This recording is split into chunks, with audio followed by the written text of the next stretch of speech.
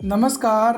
आज हम RACIT परीक्षा के लिए 35 ऐसे प्रश्न उत्तर लेकर आए हैं जिनके परीक्षा में आने के काफ़ी चांस हैं। जब आप खुद इस वीडियो को लास्ट तक देखोगे तब आप खुद ये समझ जाओगे कि ये वीडियो आपके लिए परीक्षा में कितना फ़ायदेमंद हो सकता है। हमने इस वीडियो में कुछ इमेजेस भी एनिमेशन के साथ शामिल किए हैं ताकि आप आसानी से इन्हें समझ सकें। तो शुरू करते हैं आज की हमारी क्लास। हमारा प्रश्न नंबर 1 है, इंटरनेट से कंप्यूटर में किसी फाइल को सेव करना क्या कहलाता है? डाउनलोडिंग, अपलोडिंग, सर्चिंग या फिर स्टोरिंग। तो इसमें सही उत्तर है ए। अगर हम इंटरनेट से कंप्यूटर में कुछ फाइल सेव कर रहे हैं तो इस प्रक्रिया को हम बोलते हैं डाउनलोडिंग करना। और अगर हम कंप्यूटर में हमारे पास में कोई फाइल है जिसको हम किसी व्यक्ति को इंटरनेट के माध्यम से भेज रहे हैं तो उस समय हम क्या करते हैं, अपलोड करते हैं। आपने देखा होगा जब हम डाउनलोड करते हैं तो जो तीर का निशान है वो इस तरफ नीचे की तरफ होता है, और जब हम अपलोड करते हैं तो तीर का निशान ऊपर की तरफ होता है। अगला प्रश्न नंबर 2 है, कट या कॉपी किया हुआ भाग कौन सी मेमोरी में अस्थायी रूप से स्टोर रहता है? Read only memory, hard disk drive, clipboard memory या फिर ऑप्टिकल डिस्क। तो कंप्यूटर से हम किसी भी भाग को कट या कॉपी करते हैं, जैसे मान लो हमने कुछ शब्दों को सेलेक्ट करके कट कॉपी किया तो वो तुरंत कट करने पे अपनी जगह से हट जाते हैं। तो वो हटकर जिस मेमोरी में सेव रहते हैं या जिस मेमोरी में चले जाते हैं उसको हम बोलते हैं क्लिपबोर्ड मेमोरी। नेक्स्ट प्रश्न नंबर 3 है, MS एक्सेल में रो और कॉलम के प्रतिच्छेदन से बनने वाली चौकोर आकृति क्या कहलाती है? सीट, वर्कशीट, कॉलम या फिर सेल। तो इसमें सही उत्तर है डी, सेल। रो और कॉलम के मिलने से या फिर रो और कॉलम के प्रतिच्छेदन से जो चौकोर बॉक्स बनता है वो चौकोर बॉक्स क्या कहलाता है? सेल कहलाता है। यहाँ पे देख सकते हैं ABCD ये जो दे रखे हैं ये कॉलम के नेम है या फिर कॉलम की हेडिंग है, और ये जो इस तरीके से गिनती दर्शा रखी है इनको रो कहा जाता है। तो रो और कॉलम्स जब आपस में मिलते हैं तो एक चौकोर बॉक्स बन जाता है जो सेल कहलाता है। नेक्स्ट प्रश्न नंबर 4, निम्न में से कौन सा एक एंटीवायरस प्रोग्राम है? विंडोज डिफेंडर, K7, नॉर्टन या फिर उपरोक्त सभी। तो इसमें सही उत्तर है डी, उपरोक्त सभी। विंडोज डिफेंडर जो कि विंडो 10 या 11 में डिफ़ॉल्ट एंटीवायरस सॉफ्टवेयर के रूप में मिलता है।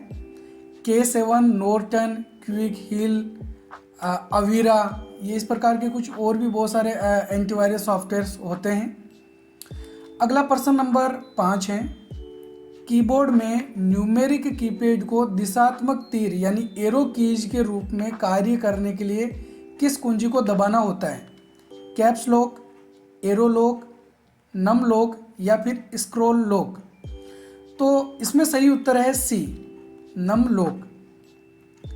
कीबोर्ड के अंदर राइट साइड में कीबोर्ड के लेफ्ट 17 कुंजियों का एक समूह होता है। इस 17 कुंजियों के समूह को न्यूमेरिक कीपैड कहा जाता है। इस न्यूमेरिक कीपैड के अंदर जब हम इस नम लॉक को एक बार दबाते हैं यानी कि इसको ऑफ करके रखते हैं तो ये जो तीर वाले निशान हमको दिखाई दे रहे हैं एरो कीज ये कार्य करने लग जाती है, या फिर जैसे यहाँ पे home and page up page down वाले बटन दे रखे हैं तो ये कार्य करने लग जाते हैं। और जब हम दोबारा नम लॉक बटन को दबाकर नम लॉक को चालू कर लेते हैं तो फिर ये नंबर काम करते हैं। फिर ये जो तीर वाले निशान हैं या home and page up page down है ये काम नहीं करते हैं। अगला प्रश्न नंबर 6 है, माउस के बाएं बटन को किसी आइकन पर दबाए रखकर किसी दूसरे स्थान तक खींचना और छोड़ देना क्या कहलाता है? ड्रैग, ड्रॉप, राइट क्लिकिंग या फिर विकल्प ए और बी दोनों। तो इसमें सही उत्तर है डी, विकल्प ए और बी दोनों। यानी किसी आइकन को खींचना इसको हम बोलते हैं ड्रैग करना, और छोड़ देना इसको हम बोलते हैं ड्रॉप करना। आइकन को खींचकर किसी दूसरे स्थान पर लेकर आना, इसको हम ड्रैग एंड ड्रॉप करना कहते हैं। तो खींचना यानी ड्रैग करना और उस स्थान पे लाके छोड़ देना, इसको ड्रॉप करना बोलते हैं। अगला प्रश्न नंबर 7 है, ईमेल का पूरा नाम क्या है? Electronic mail, emergency mail, estimate mail या फिर इलेक्ट्रिकल मेल। तो इसमें सही उत्तर है ए, इलेक्ट्रॉनिक मेल। ईमेल की फुल फॉर्म इलेक्ट्रॉनिक मेल। अगला प्रश्न नंबर 8 है, निम्न में से कौन सा सर्च इंजन नहीं है? याहू, बिंग, डकडकगो या फिर विंडोज। तो इसमें सही उत्तर है डी, विंडोज। विंडोज कोई सर्च इंजन नहीं है। अगला प्रश्न नंबर 9 है, नोटपैड में टाइटल बार के नीचे वाली पट्टी को क्या कहा जाता है? Status bar, task bar, menu bar या फिर क्विक एक्सेस टूल बार। तो सबसे ऊपर वाली जो पट्टी होती है वो टाइटल बार कहलाती है, जिसके अंदर हमने जो भी फाइल ओपन कर रखी है उसका टाइटल दिखाई देता है। टाइटल बार के नीचे वाली जो पट्टी होती है उसको मेन्यू बार कहा जाता है। सी इसमें सही आंसर होगा।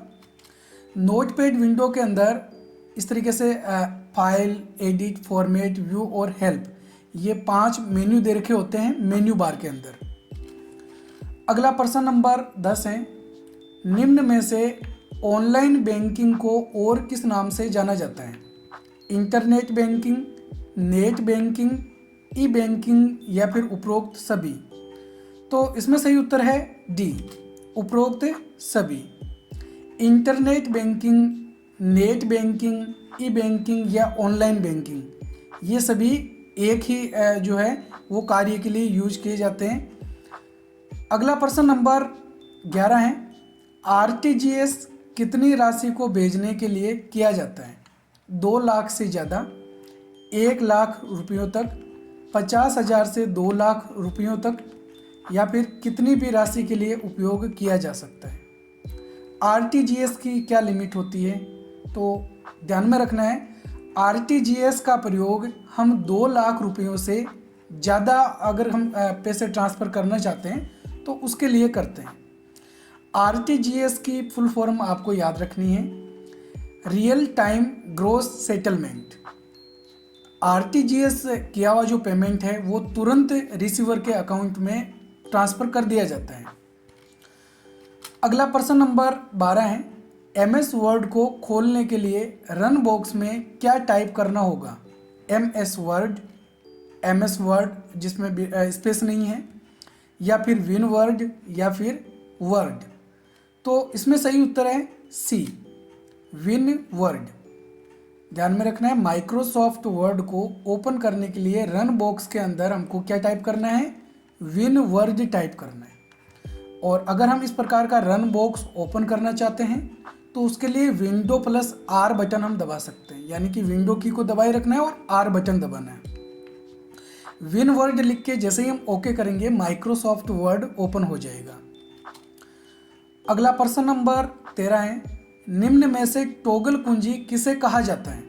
Caps lock, num lock, scroll lock या फिर उपरोक्त सभी। तो इसमें सही उत्तर है डी, उपरोक्त सभी।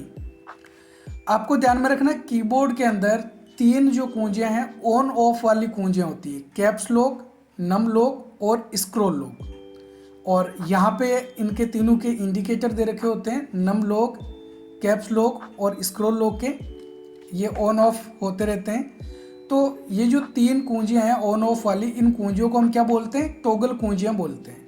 तो टॉगल कुंजियों की संख्या कीबोर्ड में 3 होती है।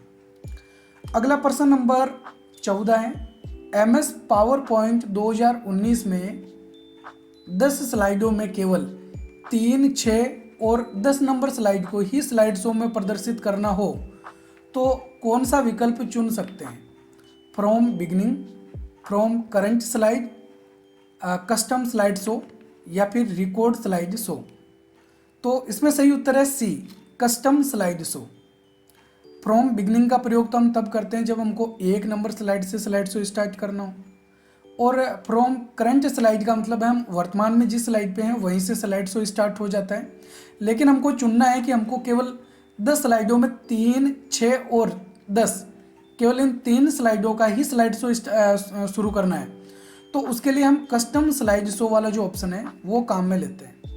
जब हम यहाँ से कस्टम स्लाइड शो को सिलेक्ट करेंगे तो उसके बाद इस प्रकार की एक विंडो ओपन हो जाएगी। इसमें हमको 3 नंबर, 6 नंबर और 10 नंबर स्लाइड को सिलेक्ट करना है और उनको यहाँ से ऐड करके ओके कर देना है। अगला प्रश्न नंबर 15 है, फाइल मेन्यू को खोलने के लिए किस शॉर्टकट का प्रयोग किया जाता है? Ctrl+F, Alt+F, Ctrl+Shift+F या फिर Ctrl+M। तो फाइल मेन्यू को ओपन करने की, क्योंकि ज़्यादातर जो सॉफ्टवेयर हम यूज करते हैं सभी के अंदर फाइल मेन्यू होता है और सभी के अंदर फाइल मेन्यू की जो शॉर्टकट कुंजी होती है वो सेम ही होती है। तो इसको आपको अच्छे से याद रख लेना है।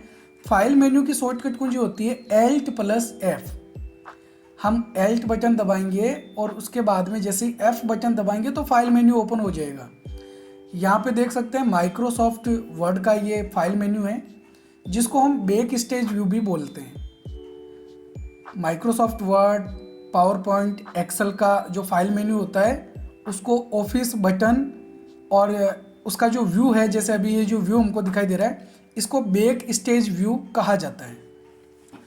अगला प्रश्न नंबर 16 है, निम्न में से कौन सा आउटपुट उपकरण सॉफ्ट कॉपी आउटपुट प्रदान करता है?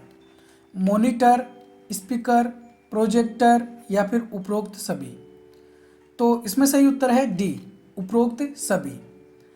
सॉफ्ट कॉपी वो होती है जिसका कोई भौतिक भाग नहीं होता है, जिसका कोई भी भौतिक अस्तित्व नहीं है, ऐसी जो कॉपी हमको प्रदान की जाती है वो सॉफ्ट कॉपी होती है। मॉनिटर, स्पीकर, प्रोजेक्टर, इसके अलावा जैसे हेडफोन, ये भी हमको सॉफ्ट कॉपी आउटपुट प्रदान करता है। और जैसे प्रिंटर और प्लॉटर जो होते हैं वो हमको हार्ड कॉपी आउटपुट देते हैं। अगला प्रश्न नंबर 17, MS पेंट के पूरे पेज को एक साथ सेलेक्ट करने की शॉर्टकट कुंजी कौन सी है?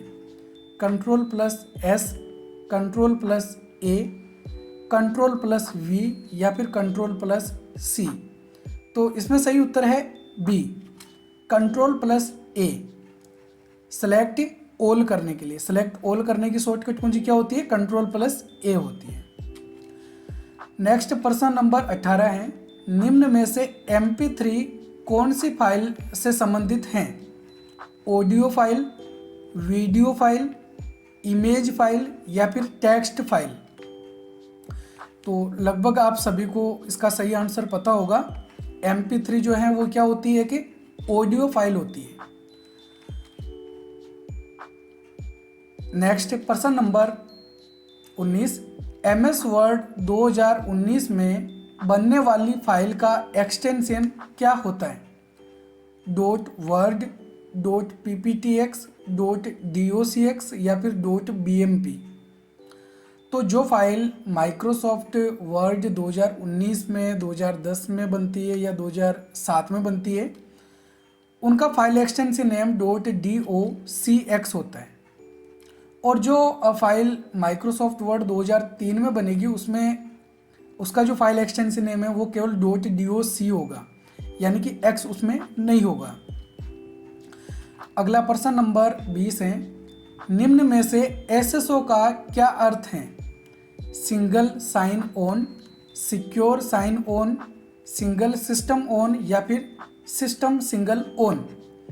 तो इसमें सही उत्तर है ए, सिंगल साइन ऑन SSO की फुल फॉर्म होती है। नेक्स्ट प्रश्न नंबर 21 है, निम्न में से कौन सा विभाग राजस्थान में ई गवर्नेंस सेवा को लागू करने के लिए जिम्मेदार है? Education department, ICT department, agriculture department या फिर हेल्थ डिपार्टमेंट? तो इसमें सही उत्तर है बी, ICT डिपार्टमेंट। ICT की फुल फॉर्म होती है information and communication technology. Next प्रश्न नंबर 22 है, राजस्थान में जन आधार योजना के लिए नामांकन के लिए कौन पात्र हैं? केवल महिलाएं, केवल बच्चे, केवल वरिष्ठ नागरिक या फिर सभी राजस्थान के निवासी। तो इसमें सही उत्तर है डी, सभी राजस्थान के निवासी, यानी कि राजस्थान का जो भी निवासी है वो जन आधार कार्ड के लिए अप्लाई कर सकता है या अपना जन आधार कार्ड बना सकता है। तो जन आधार कार्ड तो लगभग आप सभी के बने हुए होंगे। इस प्रकार का जन आधार कार्ड है जिसके अंदर परिवार पहचान संख्या जो है यानी जन आधार कार्ड के नंबर जो हैं वो 10 अंकों के होते हैं। तो ये भी ध्यान में रखना है, जन आधार नंबर कितने अंकों के होते हैं? 10 अंकों के होते हैं। अगला प्रश्न नंबर 23 है, MS पावर पॉइंट 2019 में एनिमेशन टैब को खोलने के लिए किस शॉर्टकट का प्रयोग किया जाता है? Ctrl+A, Ctrl+Shift+A, Alt+A या फिर Ctrl+Alt+A। तो इसमें सही उत्तर है सी, Alt+A। जब हम Alt बटन दबाते हैं तो आप देखेंगे कि पावर पॉइंट में इस तरीके से FHN ये ऐसे कुछ टेक्स्ट लिखे हुए आ जाएंगे। हम ज़्यादातर कोई भी सॉफ्टवेयर यूज करते हैं और उसके अंदर हम जैसे ही Alt बटन दबाते हैं तो अपने आप इस प्रकार के ये जो अक्षर हैं वो हमको हाईलाइट होकर दिखाई देते हैं ताकि हम उस बटन को दबाएं और वो मेन्यू या टैब ओपन हो सके। तो यहाँ पे देखेंगे एनिमेशन के लिए जैसे हमने Alt बटन दबाया है तो A लिखा हुआ आ गया है, तो हमको क्या करना है? A बटन को दबाना है। जैसे आपको फाइल मेन्यू की जो शॉर्टकट कुंजी है वो भी हमने बताई थी, याद होगी, Alt+F होती है। तो जैसे Alt बटन दबाएंगे फाइल मेन्यू के लिए F हाईलाइट हो जाएगा और जैसे ही F बटन दबाएंगे फाइल मेन्यू ओपन हो जाएगा। अगला प्रश्न नंबर 24 है, निम्न में से MS एक्सेल 2019 में वैध डेटा का प्रकार कौन सा नहीं है? नंबर, डेट टाइम, कैरेक्टर यानी कि टेक्स्ट या फिर लेबल। तो इसमें सही उत्तर है डी, लेबल। तो लेबल कोई प्रकार का डेटा नहीं होता है, डेटा टाइप नहीं है लेबल। माइक्रोसॉफ्ट एक्सेल में आप देखेंगे डेटा टाइप के अंदर इस प्रकार के हमको ऑप्शन मिलेंगे, general, number, currency, date, time, percentage, ठीक है। इसमें टेक्स्ट यानी कैरेक्टर वाला ऑप्शन भी दे रखा होता है, तो लेबल वाला ऑप्शन इसमें नहीं है। अगला प्रश्न नंबर 25 है, स्मार्टफोन और टैबलेट में कौन सा ओपन सोर्स ऑपरेटिंग सिस्टम उपयोग किया जाता है? iOS, विंडोज, एंड्रॉयड या फिर मैक OS। तो इसमें सही उत्तर है सी, एंड्रॉयड। एंड्रॉयड एक ओपन सोर्स ऑपरेटिंग सिस्टम है, यानी कि ये फ्री होता है, इसके लिए हमको कोई पेमेंट नहीं देना होता है इस ऑपरेटिंग सिस्टम के लिए। ज़्यादातर जो टैबलेट या स्मार्टफोन है उसके अंदर एंड्रॉयड ऑपरेटिंग सिस्टम ही यूज किया जाता है, जो कि गूगल कॉरपोरेशन यानी गूगल कंपनी के द्वारा बनाया गया है। अगला प्रश्न नंबर 27 है, ब्लूटूथ में पेयरिंग कोड का प्रयोग कब किया जाता है? कनेक्शन स्थापित करने में, डेटा ट्रांसमिशन में, इंक्रिप्शन में, पावर मैनेजमेंट में। तो इसमें सही उत्तर है ए, कनेक्शन स्थापित करने में। अगला प्रश्न नंबर 28 है, .com डोमेन क्या दर्शाता है? नेटवर्क का प्रकार, वाणिज्यिक डोमेन, शिक्षा डोमेन या फिर उपरोक्त में से कोई नहीं। तो इसमें सही उत्तर है बी, वाणिज्यिक डोमेन, यानी कि जो कॉमर्शियल डोमेन होता है उसमें .com लिखा हुआ आता है। अगला प्रश्न नंबर 28 है, निम्न में से कौन सा सर्च इंजन का प्रकार है? गूगल और बिंग, रेडिफ और MSN, डकडकगो और याहू या फिर उपरोक्त सभी। तो इसमें सही उत्तर है डी, उपरोक्त सभी। तो बहुत ही महत्वपूर्ण प्रश्न है ये। महत्वपूर्ण इसलिए है क्योंकि ज़्यादातर जो सर्च इंजन काम में लिए जाते हैं वो यही हैं। तो आपको इन सर्च इंजन के नाम अच्छे से याद रख लेने, गूगल, बिंग और याहू, डकडकगो ये तो है ही, रेडिफ और MSN ये भी सर्च इंजन के प्रकार होते हैं। अगला प्रश्न नंबर 29 है, निम्न में से www का जनक कौन है? Tim Berners-Lee, Mark Zuckerberg, Dennis Ritchie या फिर टाइम थॉम्सन। तो इसमें सही उत्तर है ए, टिम बर्नर्स-ली। या फिर www का आविष्कार किसने किया था? टिम बर्नर्स ली ने किया था। www की फुल फॉर्म होती है वर्ल्ड वाइड वेब। अगला प्रश्न नंबर 30 है, निम्न में से मोजिला फायरफॉक्स क्या है? Icon, file manager, web browser या फिर सिस्टम सॉफ्टवेयर। तो इसमें सही उत्तर है C, web browser. Mozilla Firefox, Google Chrome, Internet Explorer, Safari, ये क्या है? ब्राउज़र है। मोजिला फायरफॉक्स का कुछ इस प्रकार का जो है वो लोगो होता है। अगला प्रश्न नंबर 31 है, निम्न में से कौन सा सर्च इंजन आपकी आईपी पते सहित आपकी व्यक्तिगत जानकारी को ट्रैक या संग्रहित नहीं करता है? गूगल, बिंग, डकडकगो या फिर याहू। तो इसमें सही उत्तर है सी, डकडकगो। जब हम किसी सर्च इंजन का प्रयोग करके कुछ सर्च करते हैं तो हमारा आईपी एड्रेस या हमारी कुछ डिटेल्स उस सर्च इंजन में सेव करके रख ली जाती है। लेकिन जो डकडकगो है वो हमारे कोई आईपी एड्रेस को या हमारी कोई इस प्रकार की व्यक्तिगत जानकारी को सेव करके नहीं रखता है। तो ये एक सिक्योर सर्च इंजन के लिए डकडकगो जाना जाता है। अगला प्रश्न नंबर 32 है, निम्न में से दिनांक और समय कहाँ प्रदर्शित होता है? System tray, task bar, status bar या फिर टाइटल बार।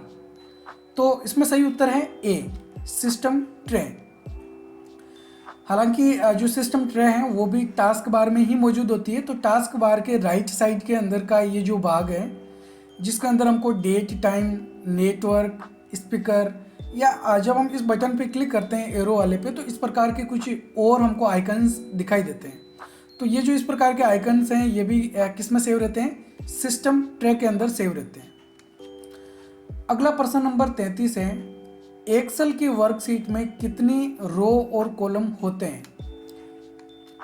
10,48,576 रो, 16,384 कॉलम या फिर विकल्प ए और बी दोनों या फिर इनमें से कोई नहीं। तो आप अंदाज़ा लगा चुके होंगे कि इसके अंदर जो सही ऑप्शन है वो कौन सा रहने वाला है। सी जो है वो इसमें सही रहेगा, विकल्प ए और बी दोनों। माइक्रोसॉफ्ट एक्सेल की एक वर्कशीट के अंदर 10,48,576 रो और 16,384 कॉलम होते हैं। अगला प्रश्न नंबर 34 है, कंप्यूटर बूटिंग इंस्ट्रक्शन किस मेमोरी में संग्रहित रहते हैं? रैम, रोम, फ्लॉपी डिस्क या फिर कॉम्पैक्ट डिस्क। तो इसमें सही उत्तर है बी, रोम। आपको रैम और रोम की फुल फॉर्म भी याद रख लेनी है।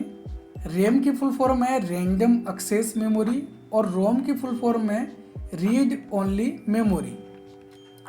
अगला प्रश्न नंबर 35 है, निम्न में से कौन सा एक हार्डवेयर का प्रकार है? Device driver, web browser, micro processor या फिर ऑपरेटिंग सिस्टम। तो इसमें सही उत्तर है सी, माइक्रो प्रोसेसर। हार्डवेयर उपकरण ऐसे उपकरणों को कहा जाता है जिसका भौतिक अस्तित्व होता है, यानी जिसको हम देख सकते हैं, छू सकते हैं, वो सब हार्डवेयर होते हैं। तो माइक्रो प्रोसेसर एक हार्डवेयर डिवाइस होता है। बाकी device driver, web browser, operating system ये सॉफ्टवेयर होते हैं, यानी इनका कोई भौतिक अस्तित्व नहीं होता है। तो एक बार वीडियो बंद होने से पहले अगर आपको वीडियो अच्छा लगा तो वीडियो को लाइक करके एक प्यारा सा कमेंट ज़रूर करें। और आपने अभी तक हमारे चैनल को सब्सक्राइब नहीं किया है तो कृपया हमारे RSCIT गुरुजी यूट्यूब चैनल को सब्सक्राइब ज़रूर करें। हम आपके लिए RSCIT एग्ज़ाम की तैयारी के लिए इसी प्रकार के और नए नए वीडियोज़ लाते रहेंगे। तो हम मिलेंगे एक और नए वीडियो में, तब तक के लिए जय हिंद, जय भारत।